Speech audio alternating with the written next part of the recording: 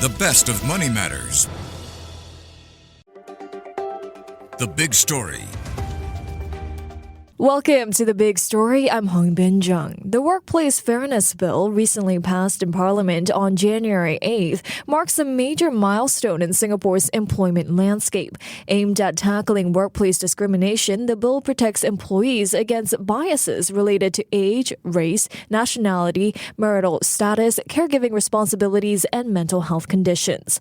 Employers will now be required to implement grievance handling processes, ensure confidentiality, and prohibit retaliation against employees who report discrimination.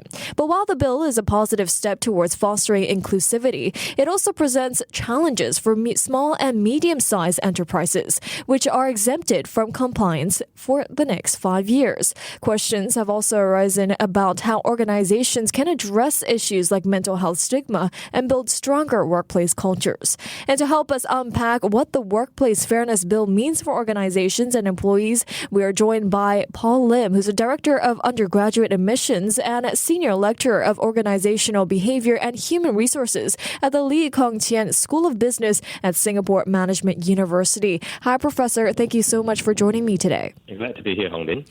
All right, Professor, let's start by discussing the broader context of the Workplace Fairness Bill and what it means for Singapore's employment landscape. Now, the Workplace Fairness Bill addresses key forms of workplace discrimination, such as biases based on age, nationality, and mental health conditions. So in your opinion, why is this legislation a pivotal moment for Singapore, and what underlying issues do you think it seeks to resolve? Well, I think it's a very important bill that passed. I'm sure behind the scenes there were a lot of trying to figure out how to put it forward, because I remember the days when you look at job ads, right? They would say, oh, a certain race preferred, or a certain language preferred, right? Or a certain sex preferred, right? So we've come a long way. I think it's important because I think what it means for us as a society is that everyone has the fair chance to be able to apply for a job, or to get to stand, what you call it, the chance to get a job if you have the right skills for that. So I think from the broad perspective, this bill is good for Singapore.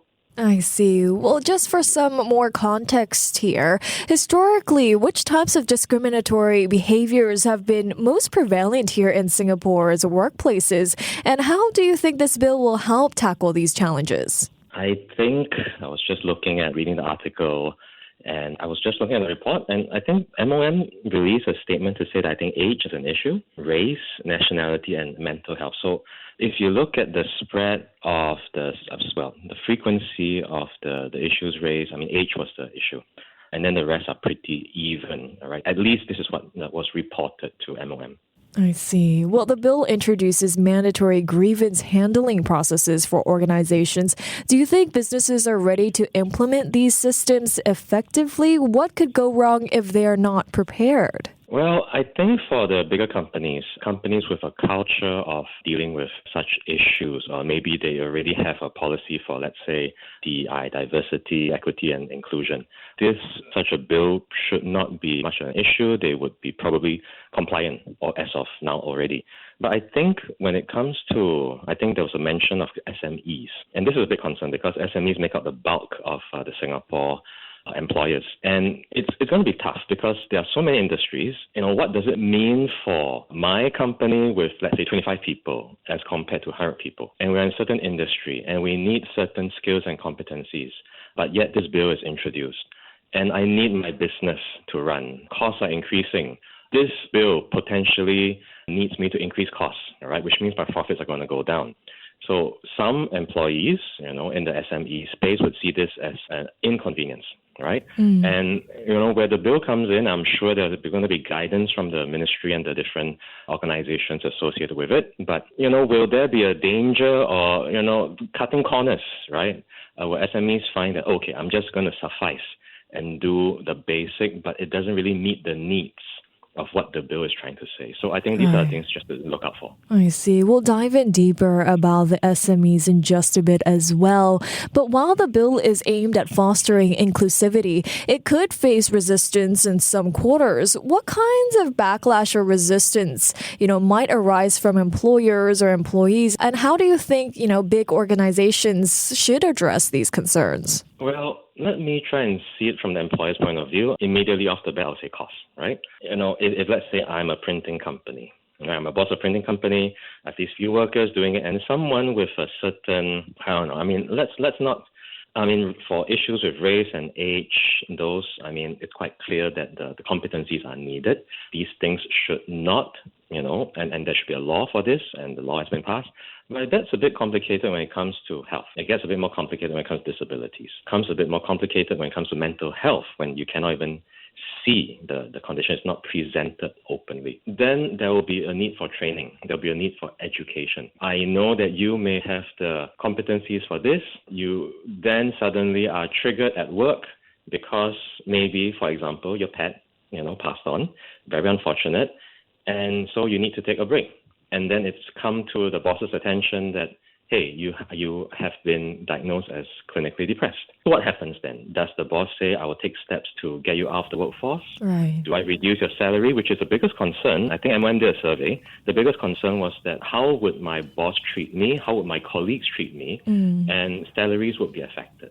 Right. So these are things that would be at the forefront of the employee's mind. Right? But the employer is like, what do I do? And there should be some kind of contact point, whether it's in a ministry or whether it's an NGO, to help support and guide employers through this process. I see. Well, now the Institute for Human Resource Professionals Chief Executive said small and medium-sized enterprises may face unique challenges, especially with the 5-year exemption for businesses with fewer than 25 employees, as you mentioned earlier as well.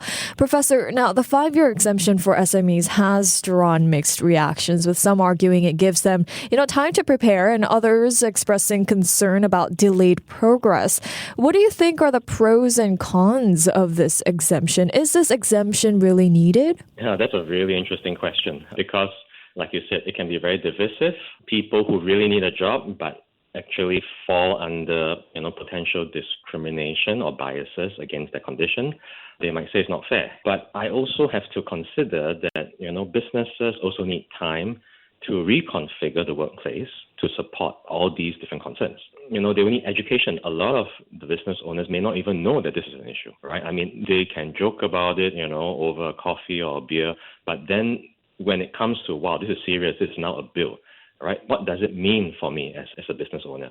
So I think that 5 years, I know some business owners might want to drag until the end of the 5 years, but I think it's necessary, the runway is necessary. Is there a correct amount of time? Should it be 2 years? Should it be 5 years? I believe that this was discussed behind the scenes because we are dealing with many, many industries, right? Across different segments of Singapore. So, it's really hard to say whether the 5-year period is too long, but at least there is a runway. And after the 5 years is over, I think that's when the government is going to say that, we're giving you enough time, so you have to get on board. I see. So, maybe there are small and medium enterprises or SMEs that are willing to, align with the bill earlier than the 5 years that are required. So what steps can these businesses then take to align with the bill, even if they are not yet legally required to comply? Well, this is something where I think it's what the government would say are all of, government, whether it's the government, whether, the tripartite kind of framework, whether it's a union, whether it's the government, and whether it's the private sector. I think education, number one. I don't know how the government feels about this, but there should be incentives, right? Incentivize SMEs to speed up the process, being compliant with the bill. And I think that would persuade people. Whether it comes to financial incentives or that kind of thing, I cannot say. But there should be some kind of incentive to say that, hey, we don't have to wait for the 5 years. So let's do something to comply with what is needed for the bill so that, we can run our business, that's number one. But at the same time, then it is good for Singapore employees because then it gives them a better chance at getting the job they want. And if it happens to be within that industry, within the SME, they get a better chance because the company has been incentivized. Sounds reasonable. Well, do you think the tools that the IHRP introduced, like the Human Capital Diagnostic Tool and SHRI's workshops, are enough to help SMEs bridge the gap, or is more support needed? I think every tool that's available should be used. I do think, because we're dealing with, when we talk about discrimination, we're dealing with, people's biases that are shaped by experiences, they're shaped by the environment, they're also shaped by the industry, right? So I think that where there's more training, it has to be a continuing conversation. It cannot be just a one-off, okay, the bill has come in, you've complied, done, right? There needs to be something that is continuous. And I think it gives an opportunity for organizations that are positioned towards promoting best HR practices to provide training, even consultancy. And I think that's a great place to be because, there are a lot of companies, that really need advice in this area. I see. And moving away from SMEs here, I just want to talk about how the bill also brings mental health concerns into sharper focus by making discrimination on this basis unlawful. Professor, mental health conditions, they have always been a sensitive topic in workplaces. How do you think that the new legislation will reshape attitudes toward mental health at work? Well, I think it's very timely. Since COVID, we see that the conversation about mental health has come to the forefront. It's normalized now, and I think it's important. And the question is, how do we respond, say, in the workplace? How do we respond to someone who's applying? We do not need them to declare, but what if after a while, when they become our colleagues and we realize that they have a certain condition? Once again, education. We don't seem to discriminate, or we discriminate less if someone says, oh, I found that I had a tumor, for example. Right? Or I had to go for some treatment for my eczema, skin condition. But when it comes to the mental health side, people seem to not understand and people fear what they don't understand. Right. So once again, I think there needs to more education, more talk on these to say that, hey, you know what? Everyone has, I believe everyone has some kind of mental health condition, right? Except we don't even realize. But we're high functioning. Right. So when we're high functioning, we hide all these issues behind the scenes. We deal with it at home, and we don't know. Some people could be secretly drunk at home, right? But that's how they cope. Right. Yes, it's a mental health issue, but it's not presented at the workplace. But if it is brought to the forefront and people know about it at the workplace, how then do we respond and support them? I see. Well, overall, the bill, the successful implementation of the workplace bill will require significant investments in training and leadership commitment as well. This includes, of course, the education factor that you mentioned there.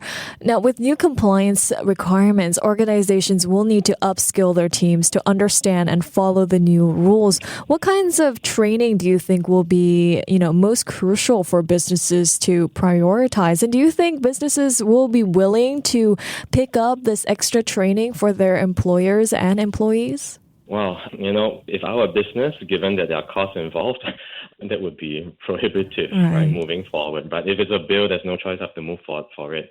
What kind of training? I really believe it's awareness training. Maybe to even get, be a bit creative. I know it involves logistics and costs, but rather than just sit in a classroom and receive training, why not spend compulsory Saturday, for instance, bring the team down to one of the social service organizations and actually be a part of it, experience it while doing good. And then you realize, right, what kind of things you're dealing with. This is probably on the disability side, but mental health, also an issue.